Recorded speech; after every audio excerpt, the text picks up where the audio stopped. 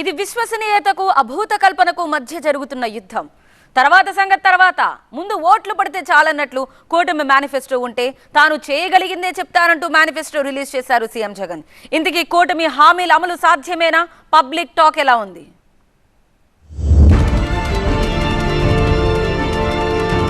జగన్ అబద్ధలాడు, జగన్ మోసం చేయలేకపోతే చేయలేనని చెప్తాడు తప్పనిచ్చి.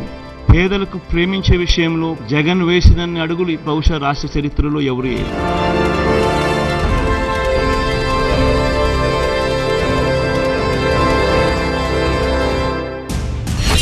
ఈయన బటన్ నొక్కితే శ్రీలంక అవుతుందట, ఆయన బటన్ నొక్కితే మాత్రం అమెరికా అవుద్దా? డబ్బులు పంచడానికి సీఎం ఎందుకన్నారు? ఈ డబ్బు పంపిణీ సంగతి ఏంటి మరి? ఎటు తిరిగి జగన్ అడుగుల్లోనే కూటమి. మాట్లాడితే మీనింగ్ ఉండాలి, తప్పో ఒప్పో ఒక మాట మీద నిలబడాలి. వాళ్ళను అనడానికి ఒక మాట, తన వరకు వస్తే మరో మాట చెప్పకూడదు. సీఎం జగన్ బటన్ నొక్కుతున్న ప్రతిసారి డబ్బులు పప్పు బెల్లాల్లా పనిచేస్తూ రాష్ట్రాన్ని శ్రీలంకగా మారుస్తున్నారని తెగ విరుచుకుపడింది టీడీపీ. తీరా చూస్తే కూటమి ఉమ్మడి మేనిఫెస్టోలోనూ అదే బటన్ నొక్కుడు, అదే పంచుడు కనిపిస్తోంది. మరి కూటమి నేతల చేతుల్లో ఏమైనా మ్యాజిక్ ఉందా? వాళ్ళు బటన్ నొక్కితే ఆంధ్రప్రదేశ్ ఏమైనా అమెరికా అయిపోద్దా? సీఎం జగన్ చేసేది తప్పు అని ఏనోరైతే విమర్శించిందో, ఎవరైతే తప్పు పట్టారో వాళ్లే ఇప్పుడు జగన్ చేస్తుంది రైట్ అంటూ జై కొడుతున్నారు. నవరత్నాల పేరుతో జనాలకు డబ్బు పంచడంలో గొప్పేముందన్న చంద్రబాబు అండ్ కో ఇప్పుడు నవరత్నాల కంటే ఎక్కువ డబ్బులు పంచుతామంటూ ముందుకొచ్చింది. మరి దీన్నేమంటారో ప్రజల విజ్ఞతకే వదిలేయాలి. ఈ మధ్య ఓ నేషనల్ ఛానల్ కు ఇంటర్వ్యూ ఇచ్చారు చంద్రబాబు. ఏం చేస్తాం, ప్రజల సంతృప్తిని కూడా చూసుకోవాలిగా అని అర్థం వచ్చేలా ఓ స్టేట్మెంట్ కూడా ఇచ్చారు. అంటే ఏంటి దాని అర్థం? నవరత్నాల పథకాలతో జనం సంతృప్తిగా ఉన్నట్టేగా. సీఎం జగన్ బటన్ నొక్కుడు కరెక్ట్ అనేగా. సీఎం జగన్ విధానం ముందు చూపు భేష్ అని ఒప్పుకున్నట్టేగా. ఏది ఏమైనా తిట్టిన నోరు మెచ్చుకుంటే ఆ కిక్కే వేరు. సీఎం జగన్ పాలనా తీరు, ఆయన శైలి వ్యతిరేకించిన వాళ్లంతా ఇప్పుడు దాన్నే ఫాలో అవ్వాలనుకుంటున్నారు. మరో రకంగా చెప్పాలంటే అంతకు మించి చేస్తామంటున్నారు. వాలంటీర్ వ్యవస్థపై దారుణమైన కమెంట్స్ చేసి ఇప్పుడు అదే వాలంటీర్లకు నెలకు 10,000 ఇస్తామంటున్నారు. ఓవరాల్ గా నాడు జగన్ ను విమర్శించిన వాళ్లంతా ఇప్పుడు అదే జగన్ ను ఫాలో అవుతున్నారు. బటన్ల నొక్కుడు పనిచేయదని ప్రశాంత్ కిషోర్ కూడా కమెంట్ చేశారు. ఇప్పుడు కూటమి కూడా అదే చేస్తా అంటోంది. మరి జగన్ పాలనా విధానాన్ని విమర్శించినోళ్లు ఇప్పుడు కూటమిని అనడానికి ముందుకొస్తాయా? ఒకటి మాత్రం నిజం, ప్రతిపక్షాల సైతం తను నడిచిన అడుగుల్లోనే, తను చూపిన వెలుగులోనే నడవక తప్పని పరిస్థితి కల్పించారు సీఎం జగన్. ఈ 5 ఏళ్లలో జగన్ ప్రభుత్వం ప్రవేశపెట్టిన ఏ ఒక్క పథకాన్ని కూడా తీసేయడానికి వీల్లేనంతగా ప్రజల్లోకి తీసుకెళ్లారు ఆయన. అందుకే అంతే ధైర్యంగా మరోసారి అవే నవరత్నాలను రివైజ్డ్ అండ్ ఎన్లార్జ్ ఎడిషన్ తో కొనసాగిస్తామని హామీ ఇచ్చారు సీఎం జగన్. నవరత్నాలను ప్రతిపక్షాలు విమర్శించని రోజే లేదు. కారణం, ఎలాంటి మధ్యవర్తులు లేకుండా నేరుగా పేదల అకౌంట్లోనే డబ్బులు చేరుతున్నాయి. పైగా పథకాలు అందని సెక్షనే లేదు. అన్ని వర్గాలను టచ్ చేస్తూ పథకాలు అమలు చేశారు సీఎం జగన్. చివరికి కరోనా మహమ్మారి సమయంలోనూ, గడప దాటని పరిస్థితుల్లోనూ గడప దగ్గరికే వచ్చి పెన్షన్లు ఇచ్చేవారు. పథకాల డోర్ డెలివరీ జరిగింది. ఆ సమయంలో కారణాలు వెతకలేదు, సాకులు చూపలేదు. జగన్ చెప్పాడంటే చేస్తాడంతే అనే ప్రజల నమ్మకాన్ని నిలబెట్టారు. 130 సార్లు బటన్ నొక్కి 2,70,000 కోట్లు నేరుగా అక్క చెల్లెమ్మల ఖాతాల్లో పంపించారు. కానీ టీడీపీ హయాంలో పథకాల అమలు ఇలా జరగలేదన్నదైతే నిజం. చెప్పిన నవరత్నాల్లో ఏ ఒక్క పథకం ఆపేసి ఉన్నా ఈ పాటికి ఆ పథకంపై రచ్చ రచ్చ చేసేది ప్రతిపక్షం. కానీ ఆ ఛాన్సే ఇవ్వలేదు సీఎం జగన్. బట్ 2014 నాటి కూటమిని విమర్శించే ఛాన్స్ టీడీపీనే ఇచ్చింది.